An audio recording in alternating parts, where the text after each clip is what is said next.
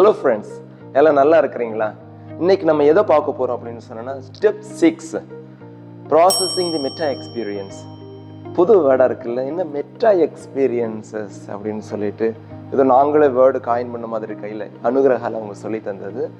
Meta எக்ஸ்பீரியன்ஸ்னால் என்னது அப்படின்னு சொன்னோன்னா, நம்முடைய முன் அனுபவங்கள், ஏற்கனவே உள்ள அனுபவங்கள், அது சின்ன குழந்தையா இருக்கலாம், இல்லை இன்னும் கொஞ்சம் முன்னாடி போய் நம்ம பிறக்கும்போது வந்ததாக இருக்கலாம், இல்லை இன்னும் கொஞ்சம் முன்னாடி போய் நம்ம கருவில் இருக்கும்போதாக இருக்கலாம், இல்லை அதுக்கும் முன்னாடி போய் ஜெனட்டிக் வழியாக கூட இருக்கலாம்.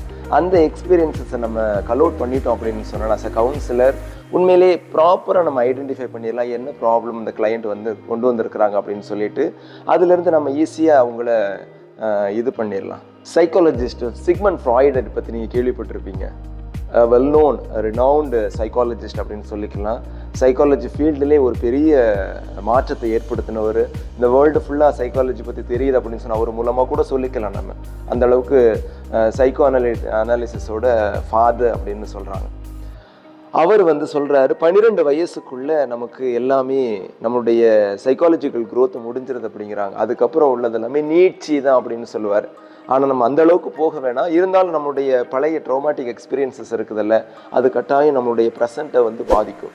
அப்போது கிளையண்ட்டுக்கு என்ன பழைய ட்ராமாட்டிக் எக்ஸ்பீரியன்ஸ் இருக்குதுன்னு சொல்லிட்டு, அல்லது பழைய என்ன எக்ஸ்பீரியன்ஸஸ் அவங்க கேதர் பண்ணி வச்சுருக்கிறாங்க, உள்ள டம்ப் பண்ணி வச்சுருக்காங்க பார்க்கணும். ஒன்று வந்து இன்ஹெரிட்டட் மெமரி. இன்ஹெரிட்டட் மெமரின்னு சொல்லும்போது அவங்க ஆன்சஸ்டர்ஸ், அவங்க ஃபோர் ஃபாதர்ஸ், அவங்க முன்னோர்கள்ட்ட இருந்து அவங்க கொண்டு வந்த மெமரி, அது மூலமாக கூட இவங்களோட பிஹேவியர் அதை அஃபெக்ட் பண்ணலாம். ரெண்டாவது வந்து இம்ப்ரிண்டட் மெமரி. அவங்க கருவில் இருப்பாங்கல்ல, கருவில் இருக்கும்போது ஏதாவது ஒரு சின்ன இன்சிடென்ட் நடந்திருக்கா, அல்லது ஆக்சிடென்ட் நடந்திருக்கா, அல்லது பெரிய இன்சிடென்ட் நடந்திருந்திருக்கலாம், அது அவங்கள அஃபெக்ட் பண்ணும். அதுக்கப்புறம் அட்டாச்டு மெமரி.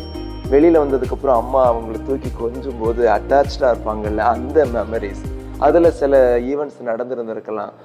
ஃபீடிங் பண்ணும்போது சரியாக ப்ராப்பராக இல்லாமல் இருந்திருந்திருக்கலாம், அம்மா அவங்கள விட்டுட்டு போயிருந்திருக்கலாம், அல்லது மதர் ஃபீடிங் அவங்களுக்கு மிஸ் ஆகிருந்திருக்கலாம், தாய்ப்பால் அவங்களுக்கு கிடைக்காம இருந்திருக்கலாம். இது மாதிரி நிறைய அட்டாச்மெண்ட் மெமரி இருக்குது. அதுக்கு அடுத்த மெமரி பார்த்தோம் அப்படின்னு சொன்னோன்னா செப்பரேஷன் மெமரி. அம்மாவோட அது வரைக்கும் நானும் அம்மாவும் ஒன்று அப்படின்னு சொல்லி ஒன்று சேர்ந்திருந்த குழந்தை பிரியும் போது அந்த செப்பரேஷன் மெமரி இருக்குது இல்லை, சில நேரம் அது வந்து கூட ஒரு ட்ராமாட்டிக் எக்ஸ்பீரியன்ஸாக கூட மாறி இருக்கலாம், அல்லது அதுலேயும் சில இன்சிடென்ட்ஸ் எல்லாம் நடந்திருந்திருக்கலாம். அப்படி ஏதோ மெமரி அவங்க கேதர் பண்ணியிருக்காங்களான்னு பார்க்கணும். அடுத்து பார்த்தோம் அப்படின்னு சொன்னால் ஃப்ளாஷ்பல்ப் மெமரி. அதாவது ஒரு ட்ராமாட்டிக் ஈவெண்ட் வாழ்க்கையில் கண்ணை மூடி கண்ணை திறக்கிறதுக்குள்ளே நடந்து போயிடும்ல, ஒரு ஆக்சிடென்ட் ஒன்று நடந்திருக்கும்ல, அந்த இன்சிடென்ட் அந்த ஆக்சிடென்ட்டை நம்ம வாழ்க்கையில் மறக்கவே முடியாது. அவங்க பர்டிகுலர் கிளையண்ட்டோட வாழ்க்கையில் அவங்களால மறக்கவே முடியாது. அது அவங்களுடைய பிஹேவியரல் பேட்டர்னில் அல்லது தாட் பேட்டர்னில் அவங்களுடைய ஃபீலிங்ஸில் மாற்றத்தை ஏற்படுத்திருக்கலாம். அது என்னென்னு கேட்கலாம்.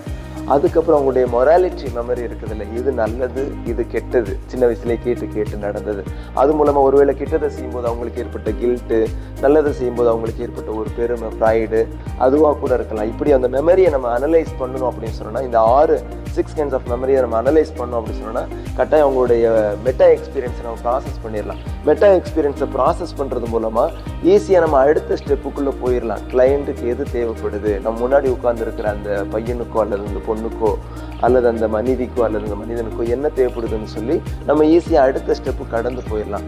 ஸோ இந்த செஷன் உங்களுக்கு யூஸ்ஃபுல்லாக இருந்துச்சுன்னு சொல்லி நான் நம்புகிறேன்.